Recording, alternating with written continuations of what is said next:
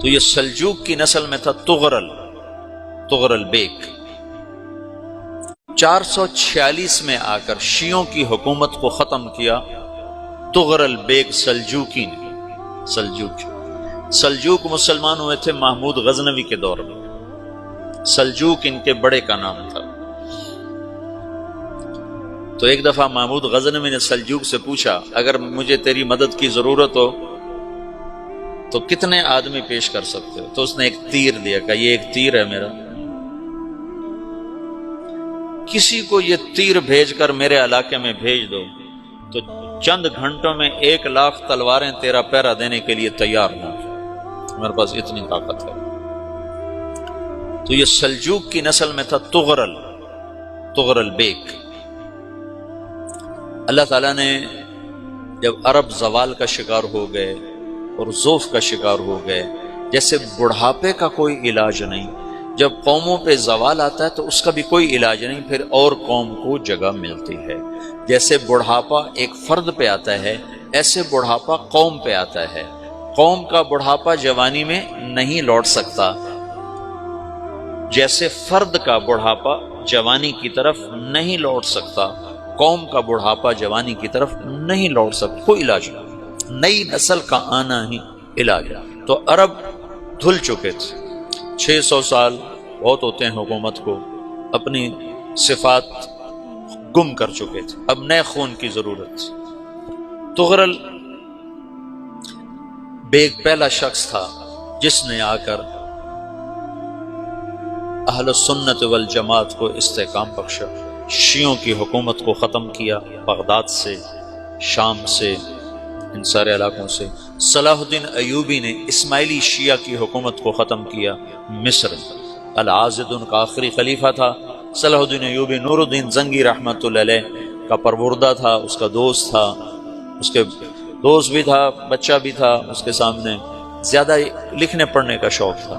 پھر اللہ تعالیٰ نے اس سے کام لیا اور اس کو مصر کا گورنر بنا کے بھیجا، مصر کی مدد کے لیے بھیجا۔ تو وہاں اس نے صلاح الدین ایوبی نے وہاں ختم کیا، تغرل بیگ نے یہاں ختم کیا۔ تو پھر سلجوق جو تھے نا یہ اقتدار میں آئے، ادھر ختم ہو گئی سلطنت بنو عباس کی، مصر ایک چھوٹی سی ترکوں کی سلطنت۔ تو اللہ تعالیٰ پھر مرکزیت کے لیے ایک نظام چلایا، دو لشکر آپس میں لڑ رہے ہیں ایک میدان میں، ایک جنگلی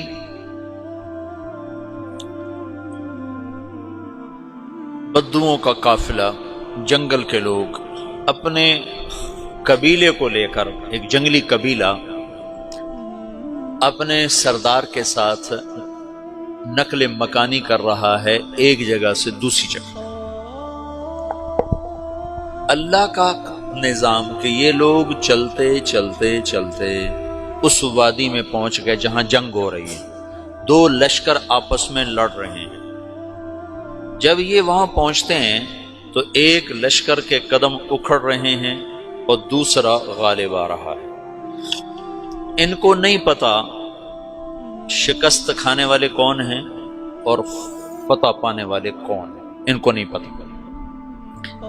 اس جنگلی قبیلے کے سردار کا نام بھی تغرل ہے، تغرل۔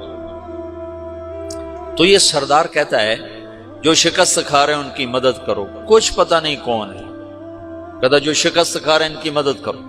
تو 400 وحشی جنگلیوں نے فاتح لشکر کے پیچھے حملہ کر دیا۔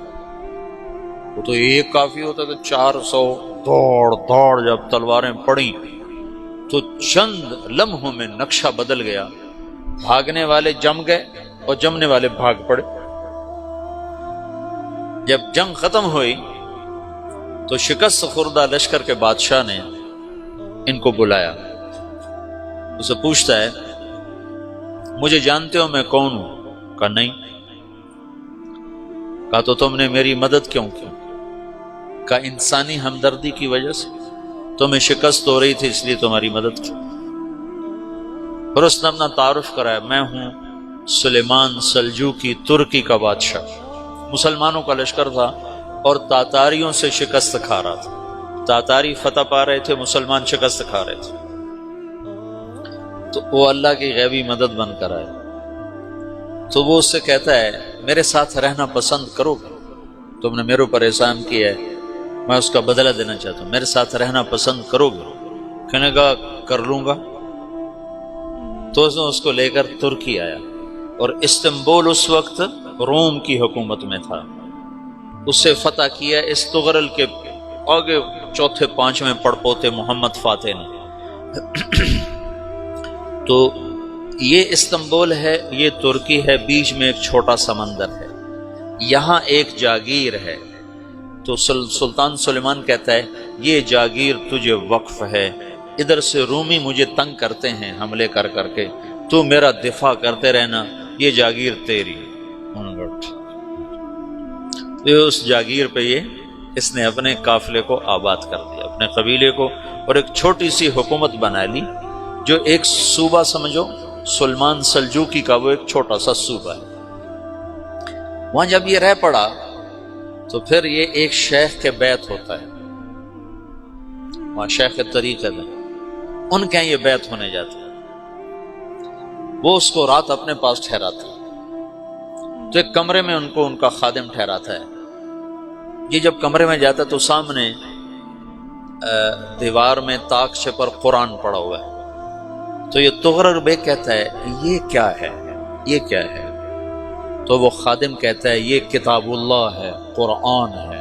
اچھا، وہ اس کو وہاں چھوڑ کے باہر چلا جاتا ہے۔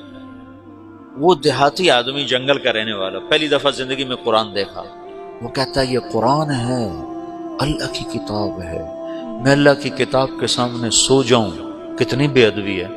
تو اس نے ایسے قرآن اٹھایا اور سر پہ رکھ لیا اور کھڑا ہو گیا، ساری رات قرآن سر پہ رکھ کے کھڑا رہا۔